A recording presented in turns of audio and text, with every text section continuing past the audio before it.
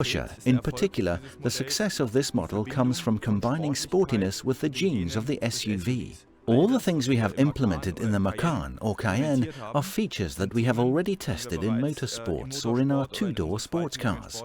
And it is precisely this combination that makes the Porsche's SUVs so successful. Early summer 2017, the caravan of developers working on the E3 is traveling across Spain in the heat.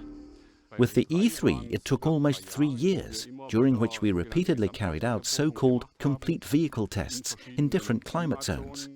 We went to cold regions a number of times. We visited different warm regions, and we also did a dune test. The Cayenne sets the bar very high. It must remain fully functional even after a mud fight or after driving through deep snow. It needs to offer a certain degree of comfort when driving off-road, and the vehicle must give you a sense of being very safe. An SUV simply needs to be able to do that. And an SUV made by Porsche has to be better at everything. Details that have been tested worldwide under a wide range of extreme conditions are fine-tuned here on the in-house test track in Weissach until the car is ready for series production. The success story of the Cayenne continues unabated, thanks in part to the clever strategy of building derivatives. The Cayenne Coupe, on the market since 2019, is very popular. Around a quarter of all Cayenne customers worldwide opt for this even sportier version.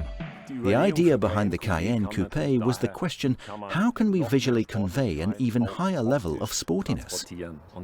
And it was clear that this is simply a matter of the fly line.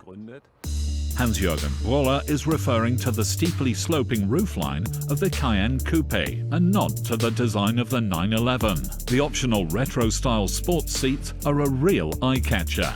The concept is entirely coherent. The car drives differently. The differences are clearly noticeable, and it looks different too. Porsche begins electrifying the SUV back in 2010, thereby becoming a pioneer within the segment. We were concerned about the high fuel consumption of SUVs. First, we introduced direct fuel injection, which led to greater efficiency. And then in the next generation, we introduced lightweight construction and hybridization. These were very clear steps, implementing the must-haves. We were the first to produce a hybrid.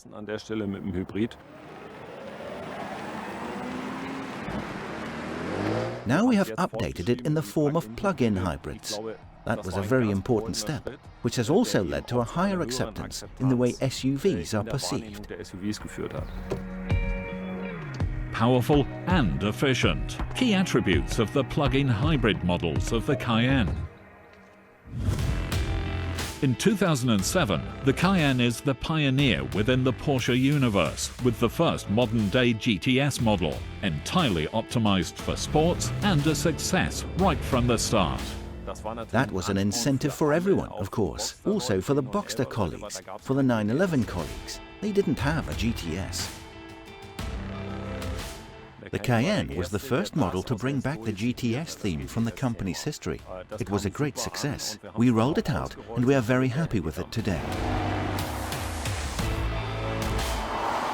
The 1 millionth was a GTS.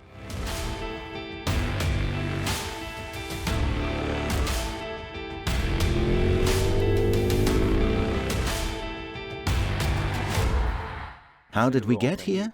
By continuously enhancing the product, by developing it with our customers in mind, also by coming up with suitable derivatives that appealed to customers, and by taking the right steps in terms of the technology. All this contributed to the developments we have seen in the number of units built. Without this, it couldn't have happened, because our growth was disproportionately high compared with the SUV segment as a whole. The Cayenne has cracked the 1 million mark. No other SUV achieves this perfect balance between the characteristic performance of a Porsche, impressive off-road handling, and everyday suitability. But Porsche has never been one to rest on its laurels. The story of the Cayenne will continue, with many new, exciting chapters.